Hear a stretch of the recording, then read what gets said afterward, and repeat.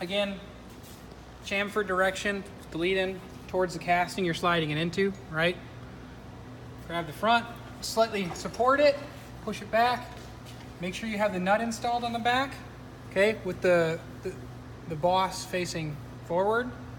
Slide it around the screw as you push in so you can't, right, so you don't lose it. At this point, you need to make sure if the screw is clean, it's real easy to align the screw, right? We just took this one out, right? So we know that the flats on this screw are aligned with this injection unit because nothing's moved. But in the case where we put on a different injection unit, what's to say that that screw is already perfectly clocked? Chances are it's not, right? So if the screw is nice and clean, that's easy. You just turn the screw manually because you can do it with your fingers. There's no plastic in there. In this case, it's going to slip in perfectly because we just took it out. In the case where you load a barrel that has hard plastic in it, you can't rotate the screw, we'd have to bump this, right? Which means at this point, we rotate it back in, right? Lift this lever here, or push it down, whatever it is. Roll it forward, okay? Watch your fingers. Slide it in. Right there.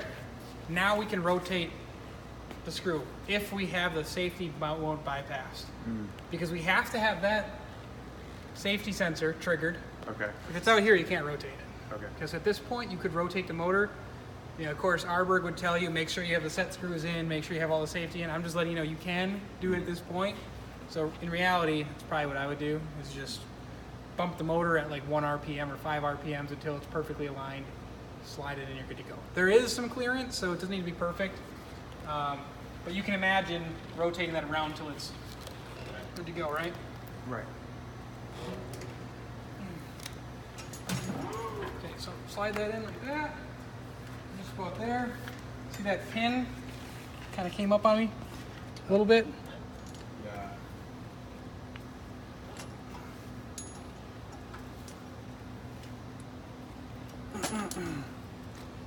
Let's go like this.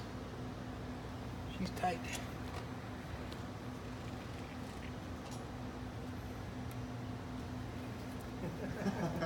Hey man. This pin might not have ever been used, so there, okay. So make sure it's nice and aligned before you start tightening that on the back and wreck something. Make sure it's all the way in there. Now that it is, you can notice in here, the screw is going into the coupler, right? I can start threading this on. I can get that snug down, drop the coupler on, snug the coupler up, snug up the 2 set screws, the 2 nuts, you're done. Now, these guys here, the way this works is when it's tight, if you tighten down these 3 before you tighten down those 3, it's gonna look like this, right? You want it to be like this, where it's nice and uniform gap. Oh, okay. You don't want to cock it like this or this, you know, okay? So, just something to be aware of. The chamfer of the pin points toward the motor, right? Correct. So it slides in easier. Okay. Because it's a tight fit. Yeah. Everything's a tight fit with molding. Let's see. I don't know if they're the same or not. That one might be bigger. Use the bigger one.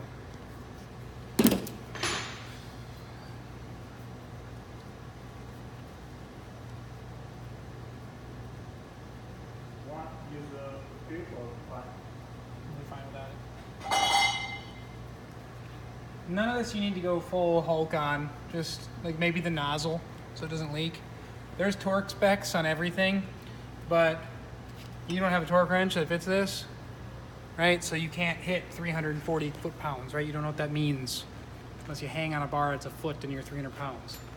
Okay, so just do your best. You know, you might want to use a bar if you don't believe you have enough force to keep it tight. I've done this enough that I know they'll be fine. But before I slide it forward, I'm going to go ahead and put this collar on because I have room right here right now. And then we'll slide it forward and tighten that nut. Okay, this guy here, again, orientation this way. Okay, so what I'll do is I'll slide my right hand in like this, hold in position, drop the top one on from above, just like that. What's not going on? Having a little bit of sticking problem. Oh, it's in there. We're good. Okay. So now, start dropping these screws in. I like to do one on each side. Center one, just to get it started, okay? Use your T-handle. It's easy to control. Start this first one.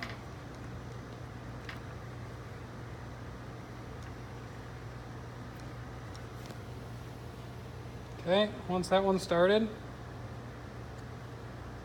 grab the other one. Now I can kind of let go, right? And that'll just about get it.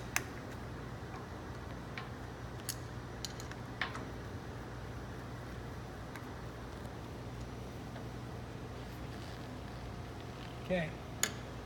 Something feels off to me there.